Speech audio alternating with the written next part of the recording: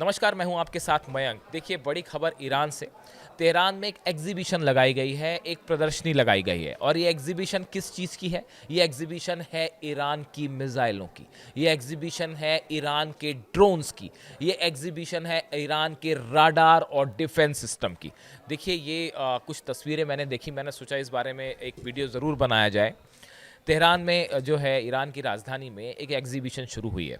उस एग्जीबिशन में तमाम उन मिसाइलों का प्रदर्शन किया गया है जिसका इस्तेमाल ईरान ने इजराइल के साथ 12 दिनों की जंग के दौरान किया है। छोटे छोटे बच्चे अब ये मिसाइल्स देखने जा रहे हैं। माता पिता अपने बच्चों को लेकर ये मिसाइल्स दिखाना चाहते हैं। महिलाएं जो हैं वो ये मिसाइल्स देखना चाहती हैं। और मानो पूरा तेहरान, पूरा ईरान इन मिसाइलों को देखकर गर्व का अनुभव कर रहा है। कल मैंने बड़े सारे वीडियो देखे और उन लोगों के रिएक्शंस समझने की कोशिश की। और जितने लोगों ने मैंने वीडियोस देखे, वहाँ कई सारे वीडियोस देखे, 50-60 लोगों के रिएक्शंस देखे अलग अलग सोशल मीडिया साइट्स पे। जिन भी लोगों ने इन मिसाइल्स को देखा, उसके बाद उन्होंने इससे ईरान का प्राइड बताया, ईरान का गौरव बताया, उसको ईरान के प्रेस्टीज, आत्मसम्मान से जोड़ा। और लोगों का कहना था, हर आने वाला शख्स वहाँ ये कह रहा था कि इन मिसाइल्स को देखने के बाद हमें इस बात का पूरा विश्वास है कि आने वाले दिनों में कोई देश ईरान से जंग की हिम्मत नहीं करेगा, कोई देश ईरान पर हमला करने का साहस नहीं करेगा। और अगर किसी ने ऐसी कोशिश की तो उसका करारा जवाब मिलेगा इन मिसाइलों से। कुछ आने वाले लोग तो वहाँ पे इस तरह की भी बातें कही जाती हैं कि ये जुल्फ़िकार तलवार की तरह है। ईरान की मिसाइलें नहीं, ये जुल्फ़िकार तलवार है। अब जुल्फ़िकार तलवार क्या है वो मेरे से बेहतर आप ज़्यादा जानते होंगे। उसको एक प्रेस्टीज के रूप में देखा जाता है, एक सिंबल के रूप में देखा जाता है, साहस शौर्य का प्रतीक मानी जाती है जुल्फ़िकार तलवार।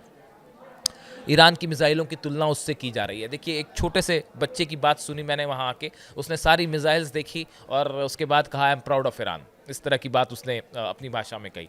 देखिए, अब ये प्रदर्शनी क्यों लगाई गई, एग्जीबिशन क्यों लगाई, और बड़ी खास बात है, उसमें खुर्रमशहर मिसाइल है। वो मिसाइल जिसने 12 दिन की जंग में इसराइल में हाहाकार मचा दिया। उसमें फतेह सीरीज़ की मिसाइल है, फतेह 1 भी है, फतेह 2 भी है। उनकी रेप्लिकाज लगाई गई हैं, असली मिसाइल्स भी लगाई गई हैं।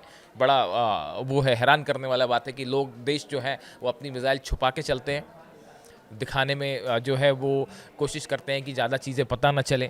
लेकिन यहाँ पे जो है वो डिस्प्ले कर रहा है ईरान कि हाँ, जो होगा देखा जाएगा। तो वो मिसाइल्स अपनी दिखाने में लगा हुआ है। और खुर्रमशहर 4 मिसाइल दिखाए, खुर्रमशहर 4 मिसाइल है, फतेह 2 मिसाइल्स थी, सीरीज़ थी, फतेह सीरीज़ की सारी मिसाइल्स यहाँ पे हैं, खुर्रमशहर मिसाइल यहाँ पे है। इसके अलावा ड्रोन्स, शाहिद ड्रोन लगे हुए हैं वहाँ पे, 135, 146 शाहिद ड्रोन्स की जो सीरीज़ है वो पूरी वहाँ पे लगी हुई है। इतना ही नहीं, ईरान के राडार्स लगे हुए हैं जो दुश्मन के प्लेन्स को या मिसाइल्स के बारे में जानकारी देते हैं।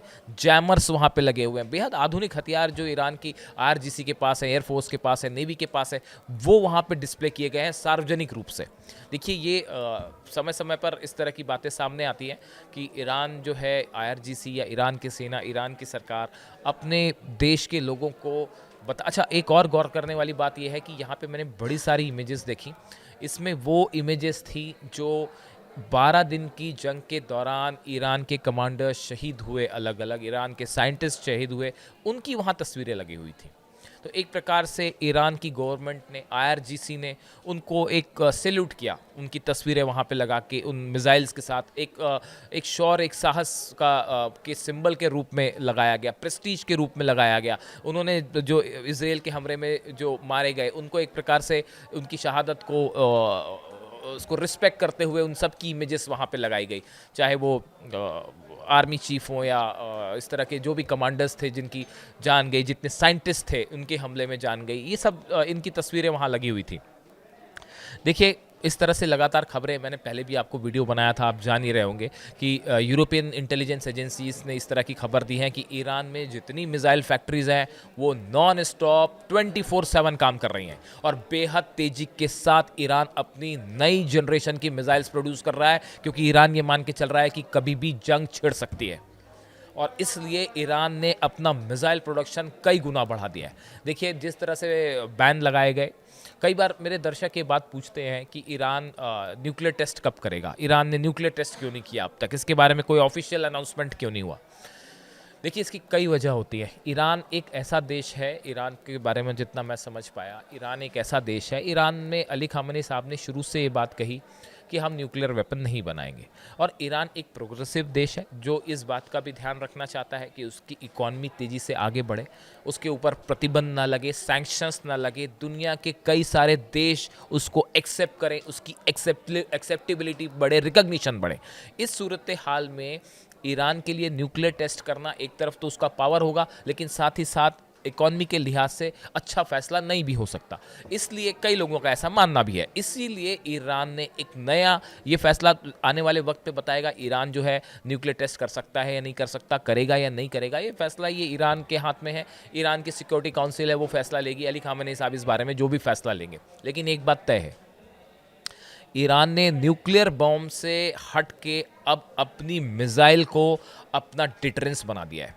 और ये सब कुछ हुआ उस 12 दिन की जंग के बाद। 12 दिन की जंग के बाद ये बात साफ थी, आखिरी के 3 दिन में जो मिसाइल्स अटैक हुए उसके बाद ये बात साफ हो गई थी कि ईरान को भी ये बात समझ में आई कि हमारी जो मिसाइल्स हैं ये किसी भी देश का मुकाबला कर सकती हैं, चाहे वो इसराइल हो, चाहे अमेरिका हो, चाहे यूरोपियन कंट्रीज़ हो। और ये बात ना सिर्फ ईरान बल्कि अमेरिका को भी समझ में आई, इसराइल को भी समझ में आई। तमाम दुनिया ने देखा ईरान की मिसाइल्स का पावर क्या है। इसके बाद ये फैसला हुआ ईरान में कि तेज़ी के साथ मिसाइल प्रोडक्शन को, मिसाइल कार्यक्रम को आगे बढ़ाना है। लॉन्ग रेंज बैलिस्टिक मिसाइल्स बनानी है। ICBM का अनाउंसमेंट हो चुका है। 10,000 किलोमीटर जिसकी रेंज है, उसकी तस्वीरें भी अब सामने आने लग गई हैं। कई सारी बैलिस्टिक मिसाइल्स हैं जो 2000 किलोमीटर की रेंज की थी, उनको बढ़ा के 4000 किलोमीटर किया जा रहा है। खुर्रम शहर हो, सेजिल हो, फतेह सीरीज़ की का न्यू वर्जन बनाने की तेज़ी के साथ कोशिश हो रही है। जो सामान है बहुत सारा चाइना से शिप्स के ज़रिए जो मटेरियल इस्तेमाल होता है वो 2 खेप में पहुंच चुका है। ये यूरोपियन एजेंसीज की तरफ से खबर है, इंटेलिजेंस एजेंसीज की तरफ मैंने वीडियो बनाया कि जहाज से चाइना ने उस सामान को भेजा। ये कंफर्म खबर। इसराइल ने उस पर आपत्ति भी जताई तो चाइना की तरफ से कहा गया कि जो सामान हम प्रोवाइड कर रहे हैं इसमें कोई इंटरनेशनल रोक नहीं है और ये कंटिन्यू रहेगा। तो चाइना भी खुल के ईरान के साथ खड़ा है। ऐसे में देखिए ये जो मिसाइल प्रोग्राम है आने वाले वक्त में, अब जब ये मान के चला जा रहा है, कई रिपोर्ट से दावा कर रही हैं कि जल्द ही न्यूक्लियर प्रोग्राम को लेकर इसराइल और ईरान फिर आमने सामने हो सकते हैं और बड़ी जंग धीरे धीरे एक एक कदम आगे बढ़ रही है। और ये बात ईरान अच्छे से समझता है। इस बार पहले बार के मुकाबले हर फील्ड में ईरान पहले से ज़्यादा तैयार है।